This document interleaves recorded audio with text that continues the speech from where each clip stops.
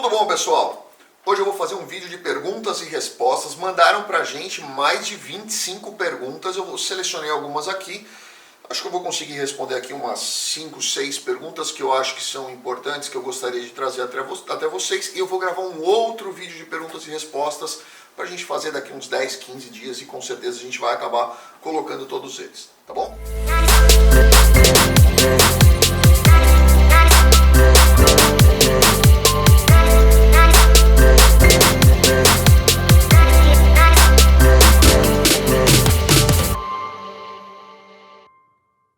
Vamos lá então, a primeira pergunta da Luísa Perkovic, de Chapecó. Gosto bastante de Chapecó, tive muitas vezes lá a trabalho. Daniel, você disse que estava escrevendo um livro sobre o que é e quando será publicado. Vamos lá, eu vou explicar isso para vocês. Eu, na verdade, resolvi escrever um livro. Um escritor me procurou, me propondo uma ideia que ele teve. Eu achei super bacana, eu acho super legal, para contar um pouco da história da minha vida, né? Minha vida não foi uma coisa muito típica, não é muito comum o pai ter a guarda de uma criança, criar uma criança absolutamente sozinho, levar essa criança para o exterior, estudar, né? Eu fiz muitos cursos, principalmente pós-graduação, depois que o Rafa nasceu. Então isso trouxe assim um aprendizado para mim muito legal, que eu gostaria de compartilhar para as pessoas. Então ele vai contar a minha história, brevemente, uma história de vida, algumas histórias bacanas que aconteceram no meio disso. Às vezes as pessoas pensam que a vida da gente é repleta de alegrias e felicidades, e nem sempre ela é dessa forma. Então eu estou trazendo também essas informações, coisas que aconteceram de legal, coisas que aconteceram de dificuldades, como essas dificuldades foram superadas, algumas que às vezes a gente tem um pouco mais de trabalho para superar, eu quero trazer nesse primeiro livro. No segundo livro vai ser especificamente a história Estados Unidos e Europa. Poucas pessoas, na verdade, conhecem a nossa passagem, a nossa história, do que aconteceu na Europa. Muitas pessoas até desconhecem que a gente tem uma ligação razoavelmente forte por lá e não sabem o que aconteceu. Então eu quero contar isso para as pessoas, né? Eu quero literalmente pegar todo o histórico disso tudo e colocar para as pessoas conhecerem um pouco mais da gente, um pouquinho mais dessa história, entenderem que nem sempre as coisas foram 100% legais, mas que houveram superações, que a gente conseguiu passar por uma série de coisas juntos, né? E isso é o porquê desse livro. E a parte dos Estados Unidos, como foi essa adaptação do Rafa, como foi a minha programação, como foi toda a nossa estruturação, seja pessoal, seja de visto, seja de trabalho, seja do Rafa, como foi a adaptação dele na escola, a questão familiar, a questão de amigos, a questão de estruturação mesmo, porque quando a gente veio, a gente começou do 0 lá atrás, eu semeando bem novo, inclusive, e isso muito antes da gente vir, eu já vinha colocando sementinhas e fazendo algumas abdicações da minha vida que foram importantes para que esse desenrolar acontecesse dessa forma, tá? Também não foi fácil, como muitas pessoas pensam, mas eu quero trazer para vocês essa história, quero trazer alguns documentos, quero mostrar para vocês como foi, ensinar para vocês talvez um caminho. Não quer dizer que esse caminho sirva para vocês, mas pelo menos vocês vão aprender com coisas que deram certo e coisas que deram errado. E o terceiro livro, que é o que eu chamo de underground, né? Contando algumas coisas que não foram legais, né? Eu quero contar algumas histórias, eu quero mencionar algumas situações, mencionar algumas questões que aconteceram, coisas que dificultaram, pessoas que jogaram sujo, qual é o jogo sujo que às vezes acontece nesse underground, para que as pessoas venham de certa forma mais preparadas, mais estruturadas, mais escoladas, para que elas às vezes assim não tenham tantas expectativas com as amizades. Muitas pessoas que você acaba às vezes ajudando são exatamente as pessoas que vão te trair e vão de alguma forma buscar algo em cima de você. Então seria o terceiro livro vai ser um underground. O primeiro vai vir agora em agosto, no final desse mês. Imagino que o segundo a gente deve colocar aí uns 3 meses depois e o último vai ser no final do ano. Tá? Eu acredito que até o final do ano a gente deve ter, no começo do ano que vem, a gente deve ter os 3, um vai ser complemento do outro. Com relação à questão da publicação, eu quero que esse livro é contando um pouco da minha história de vida, eu não quero ganhar com este livro. Então, possivelmente eu devo fazer esse livro em download, gratuito, sem cobrar, é a minha ideia fazer dessa forma, realmente para que as pessoas conheçam algumas histórias, algumas situações, como elas realmente aconteceram, como elas realmente foram, como foi essa história toda. Eu acho que isso pode ser bacana e pode evitar que algumas pessoas cometam os mesmos erros e talvez imaginem alguma coisa nos mesmos acertos, certo? Obrigado, Luísa, obrigado pela pergunta. Vamos lá, Paulo Augusto, qual é o melhor visto para os Estados Unidos? Paulo Augusto, meu caro, pergunta difícil essa, né? Depende da pessoa, cada pessoa tem um perfil e não quer dizer que o melhor visto, se você falar hoje para mim, qual é o melhor visto para os Estados Unidos? Eu vou responder para você EB5, com certeza absoluta.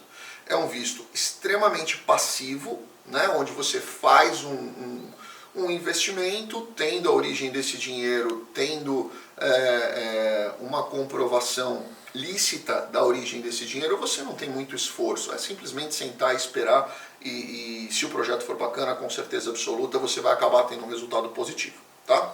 Então esse, na minha opinião, é o melhor visto. Mas hoje esse visto custa $500 mil, fora taxa de administração, fora honorários, taxa de imigração, traduções e montagem processual e tudo mais.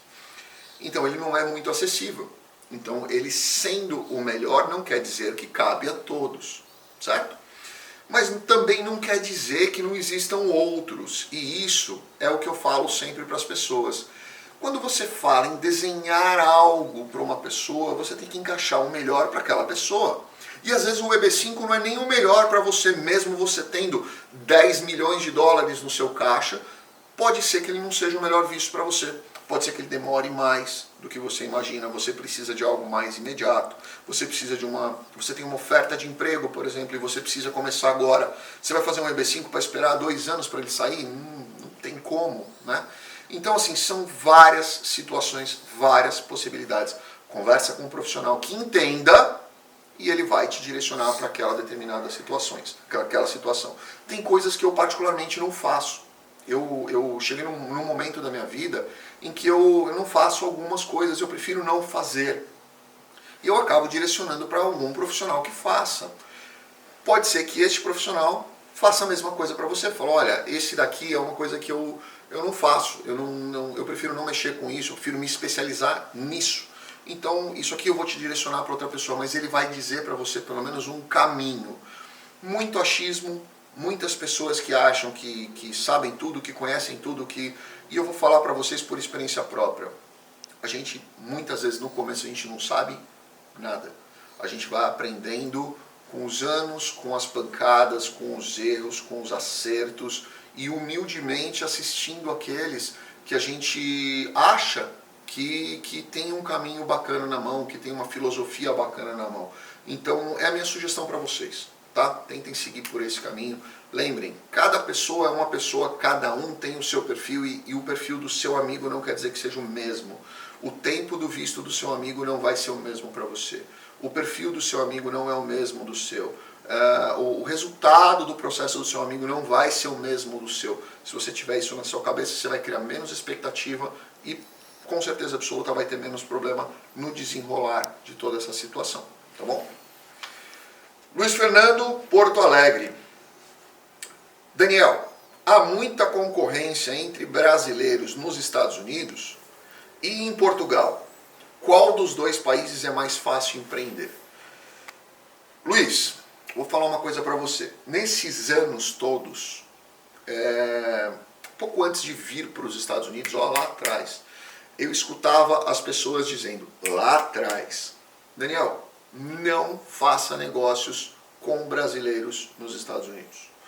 Eu sempre achei isso uma grande besteira, porque eu conheci muitos brasileiros muito legais, tá? Eu vi gente com valores pessoais muito legais. Eu aprendi muito com essas pessoas somaram muito na minha vida de aprendizado, de parceria mesmo, de amizade. Agradeço demais e cada dia que passa eu conheço mais pessoas que têm valores legais, pessoas que se importam com coisas que realmente são importantes.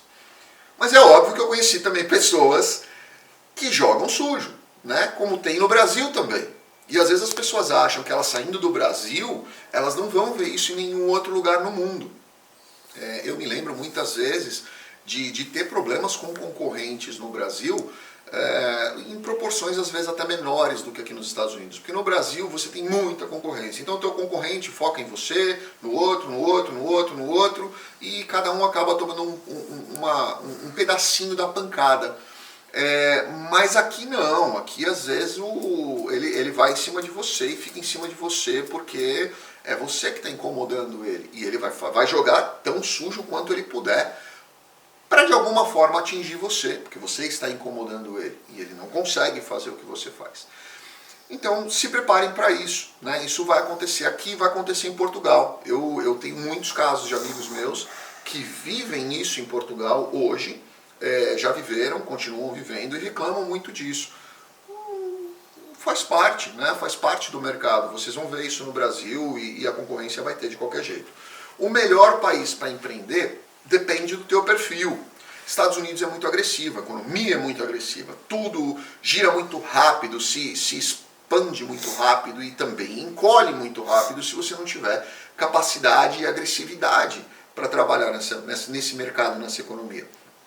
Portugal é um pouco mais light, é um pouco mais estável. Você demora para crescer, mas também demora para cair quando tiver algum tipo de situação adversa. Depende do seu perfil, depende da sua facilidade de língua, de valores, de adaptação cultural, adaptação com o clima, N fatores. Né? É difícil dizer para você qual é o melhor. No meu perfil mais agressivo, Estados Unidos está séculos na frente. Tá?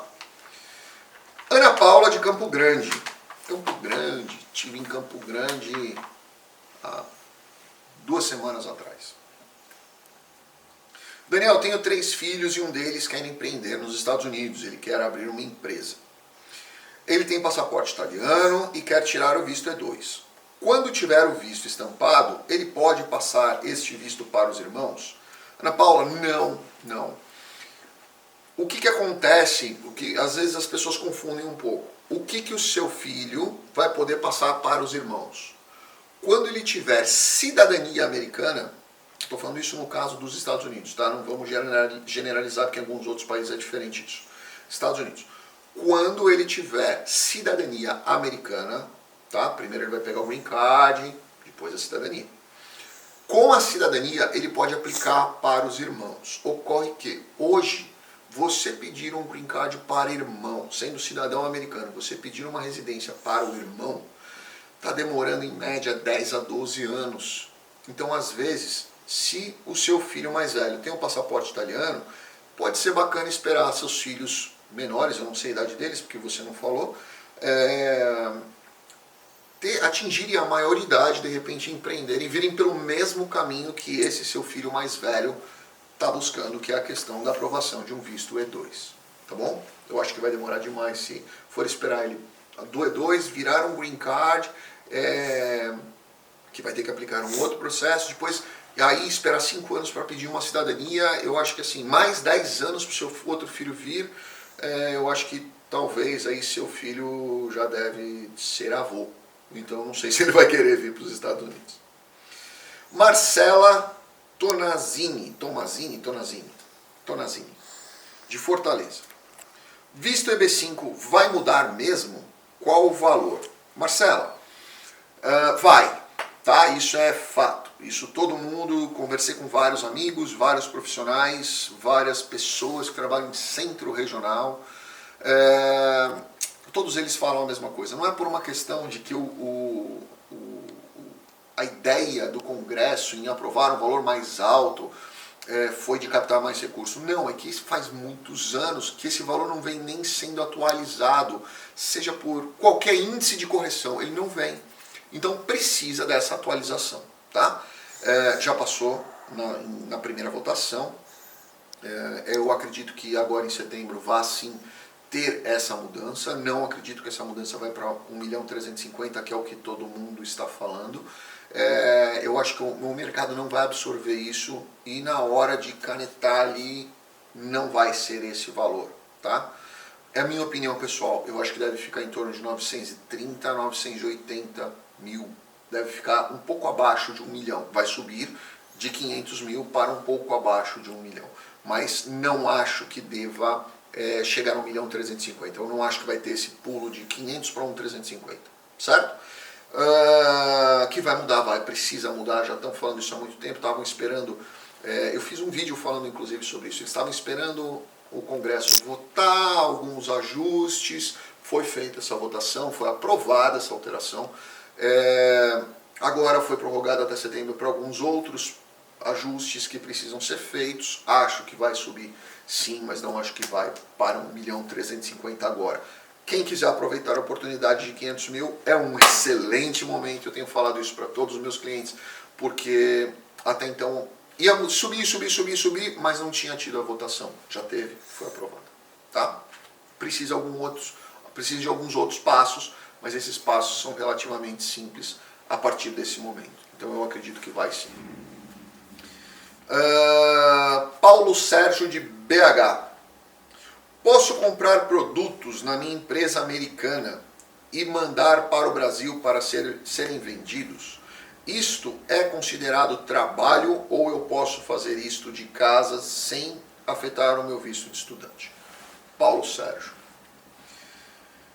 eu entendo que isso é trabalho, tá? E se você está com visto de trabalho, se você está com visto de estudante, você não pode trabalhar.